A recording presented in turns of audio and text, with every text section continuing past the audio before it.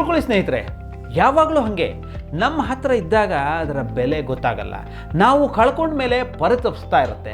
ನಮ್ಮ ಹತ್ರ ಇದ್ದಾಗ ಅದು ಕಳೆದು ಹೋಗುತ್ತೆ ಅಂತ ಅಂದ್ಕೊಂಡಿದ್ದಾಗಲೂ, ನಾವು ಅದರ ಬಗ್ಗೆ ಯೋಚನೆ ಮಾಡ್ತಾ ಇದ್ದಾಗಲೂ ನಾವು ಬಯಸೋದೇನು ಅಂದರೆ ನಮ್ಮ ಹತ್ರ ಯಾವುದಿಲ್ವೋ ಅದರ ಬಗ್ಗೆ, ಇಲ್ಲದುದರ ಬಗ್ಗೆ ನಾವು ದುಡಿತಾ ಇರ್ತೇವೆ. ಅದಕ್ಕೆ ಕವಿ ಅಡಿಗರು ಹೇಳಿದ್ದಾರೆ, ಇರುವುದೆಲ್ಲವ ಬಿಟ್ಟು ಇರದುದರೆಡೆಗೆ ತುಡಿಯುವುದೇ ಜೀವನ ಅಂತ. ಬಹುಶಃ ಇಡೀ ಜೀವನ ಎಲ್ಲರ ಬದುಕು ಹೀಗೆ ಇರಬೇಕು. ನಾವು ಏನು ಇಟ್ಕೊಂಡಿರ್ತೀವೋ ಅದರ ಬಗ್ಗೆ ಯೋಚನೆ ಮಾಡೋದನ್ನು ಬಿಟ್ಟು ಇಲ್ಲದರ ಬಗ್ಗೆನೇ ಯೋಚನೆ ಮಾಡ್ತಾನೆ ನಮ್ಮ ಎಲ್ಲ ಸಮಯವನ್ನು ಕಳೆದು ಹೋಗ್ತಾ ಇರುತ್ತೆ. ಅಂಥ ಸಂದರ್ಭದಲ್ಲಿ ಇರೋದು ನಮಗೆ ಕಳಚಿ ಹೋಗಲಿಕ್ಕೆ ಕಾರಣ ಅದೇ ಆಗಿರುತ್ತೆ.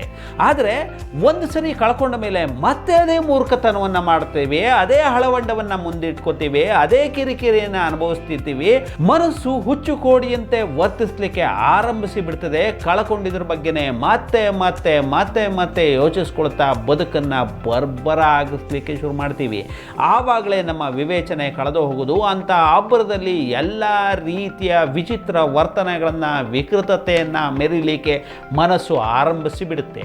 ಅದರ ಬದಲಾಗಿ ಕಳ್ಕೊಂಡಿದ್ದನ್ನು ಬಿಟ್ಟುಬಿಡಿ.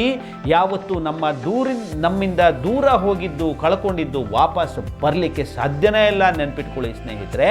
ಅದರ ಬದಲಾಗಿ ತುಸು ವಿವೇಚನೆಯಿಂದ, ಬದ್ಧತೆಯನ್ನು, ದೃಢ ಮನಸ್ಸಿನಿಂದ, ಸಂಕಲ್ಪದಿಂದ ಮುನ್ನಡೆ ಇಟ್ಟು ಹೊಸದೊಂದನ್ನು ಮಾಡಲಿಕ್ಕೆ ಹೊರಟ್ರೆ ಯಾರಿಗೆ ಗೊತ್ತು, ನಾವು ಕಳ್ಕೊಂಡಿದ್ದಕ್ಕಿಂತ ಅತಿ ಹೆಚ್ಚನ್ನು ಗಳಿಸಬಹುದಂಥ ಅವಕಾಶಗಳು ನಮ್ಮೆದುರುಗಡೆ ತೆಳೆದುಕೊಳ್ಳಬಹುದು. ಎಲ್ಲಕ್ಕಿಂತ ಹೆಚ್ಚಾಗಿ ಅದು ದಕ್ಕಿಸ್ಕೊಳ್ತೀವಿ ಅನ್ನೋಂಥ ವಿಶ್ವಾಸ ನಮ್ಮ ಎದುರುಗಡೆ ನೂರಾರು ಅವಕಾಶವನ್ನು ಓಪನ್ ಮಾಡಿಬಿಡುತ್ತೆ. Thank you very much.